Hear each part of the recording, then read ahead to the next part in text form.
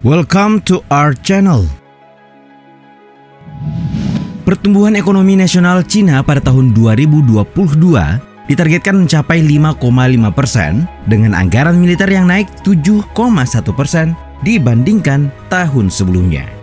Hal tersebut disampaikan Perdana Menteri Li Keqiang dalam laporan kinerja pemerintah melalui sidang parlemen 2 sesi di Balai Agung Rakyat Cina 5 Maret 2022 lalu. Sebagaimana ditargetkan Presiden sekaligus Ketua Komisi Militer Pusat Cina atau CMC Xi Jinping, Cina terus membangun pertahanan militernya yang diperkirakan akan berlangsung hingga 2035 mendatang.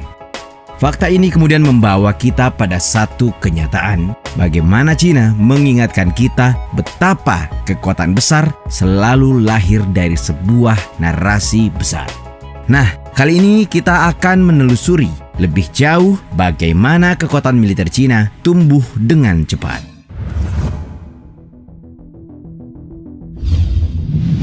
Hari ini kita telah melihat Cina dengan mimpi mereka.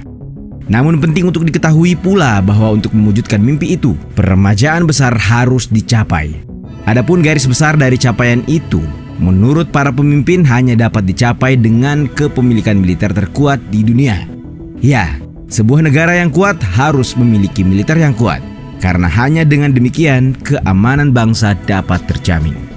Membangun militer rakyatnya sendiri adalah kebenaran yang tak terbantahkan bagi partai. Hal ini berbanding lurus dengan kekuatan militer negara yang nyatanya telah tumbuh dengan kecepatan yang luar biasa selama 20 tahun terakhir.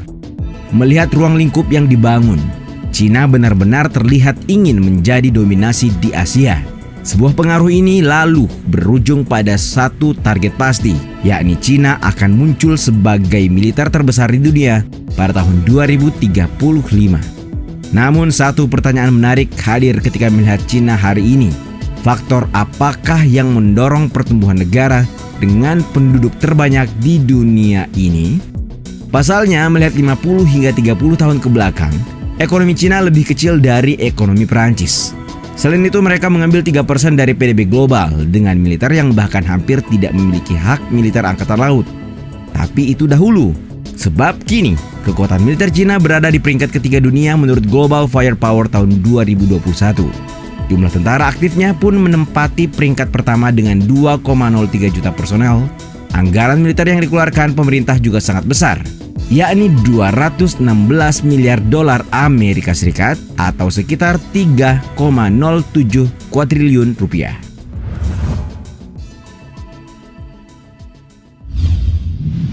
Tahukah kalian pengeluaran pertahanan Cina telah meningkat 12 kali sejak tahun 2000 dan sementara anggaran militer Amerika Serikat hampir 4 kali lipat dari Cina. Tapi itu tidak serta-merta membuat militer AS juga 4 kali lebih kuat. Sebagaimana diketahui, Amerika Serikat punya orientasi berbeda, di mana mereka sedang mencoba untuk memproyeksikan kekuatan di seluruh dunia, dan itu sangat mahal.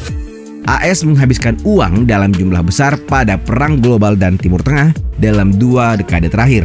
Sementara Cina hanya memiliki satu pangkalan sehingga mereka benar-benar memproyeksikan kekuatan secara regional. Dan itulah salah satu cara untuk bisa mengalahkan Amerika Serikat. Hanya saja pada tahun 2017, Cina mendirikan pangkalan militer pertamanya di pantai Timur Afrika, di Doraleh, Djibouti. Tapi fakta ini juga nyatanya meningkatkan kekhawatiran di antara para pejabat militer AS yang menggambarkan fasilitas Cina itu tepat di luar gerbang pangkalan AS yang terletak di Camp Lemonnier.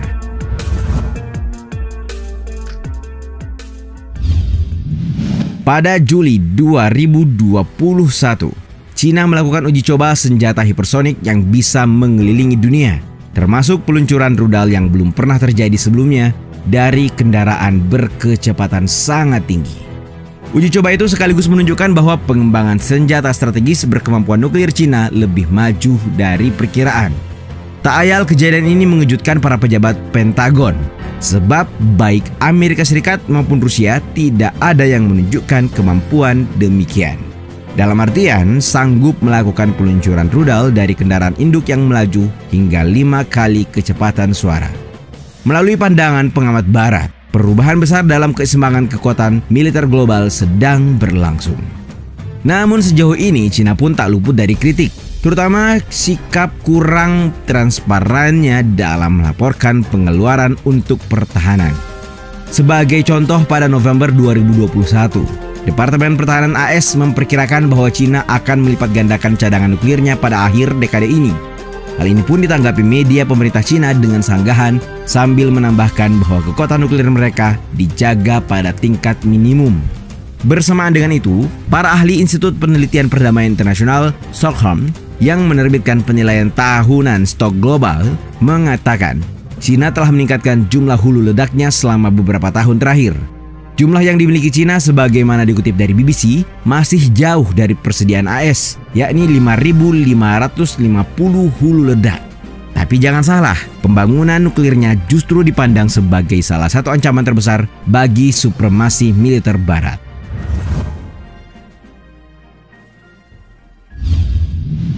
Selain tertinggal dalam hal teknologi, nyatanya Amerika Serikat juga harus mengakui keunggulan Cina dalam hal lainnya, yakni kecerdasan buatan dan serangan cyber. Hal ini mengarah pada metode militer masa depan berdasarkan teknologi yang mengganggu. Akademi Ilmu Militer Cina bahkan telah diberi mandat untuk memastikan melalui fusi sipil militer alias penggabungan perusahaan teknologi swasta dengan industri pertahanan negara. Laporan menunjukkan bahwa Cina mungkin sudah menggunakan kecerdasan buatan dalam robotika militer dan sistem panduan rudal, serta kendaraan udara tak berawak, begitupun kapal angkatan laut yang juga tanpa awak. Bukan hanya itu, Cina juga telah melakukan operasi siber skala besar di luar negeri menurut penilaian ahli baru-baru ini. Perusahaan keamanan siber Mandiant, seperti dikutip dari CNBC, merilis laporan adanya sebuah kelompok hacker bernama APT41 yang disponsori Cina meretas jaringan komputer AS. Laporan tersebut menyebut bahwa kelompok hacker yang dimaksud telah berhasil menyusup ke jaringan komputer setidaknya 6 pemerintah negara bagian AS antara Mei 2021 hingga Februari 2022. Mandiant sendiri merupakan perusahaan keamanan siber yang terdaftar di Nasdaq dan berbasis di AS. Sementara pada Juli 2021, Inggris, AS, dan Uni Eropa menuduh Cina melakukan serangan siber besar yang menargetkan server Microsoft Exchange. Diyakini bahwa serangan itu memengaruhi setidaknya 30.000 organisasi Amerika Serikat dan ratusan ribu lainnya di seluruh dunia. Tujuannya untuk melakukan spionase skala besar, termasuk perolehan informasi pribadi dan kekayaan intelektual.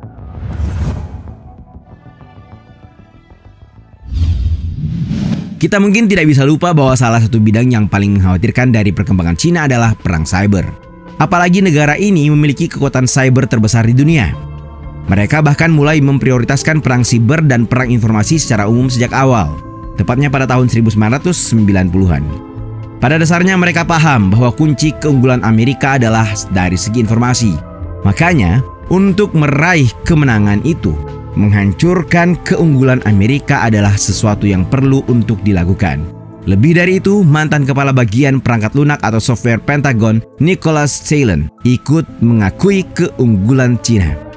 Kepada surat kabar bisnis yang berbasis di London Financial Times, Ceylan menyebut bahwa Amerika Serikat tidak punya peluang untuk bersaing melawan Cina dalam 15 sampai 20 tahun ke depan. Ceylan juga mengkritik kemampuan pertahanan cyber AS di beberapa departemen pemerintah yang ia sebut masih berada di level taman kanak-kanak. Persaingan antara Cina dan AS sudah berakhir, begitu katanya.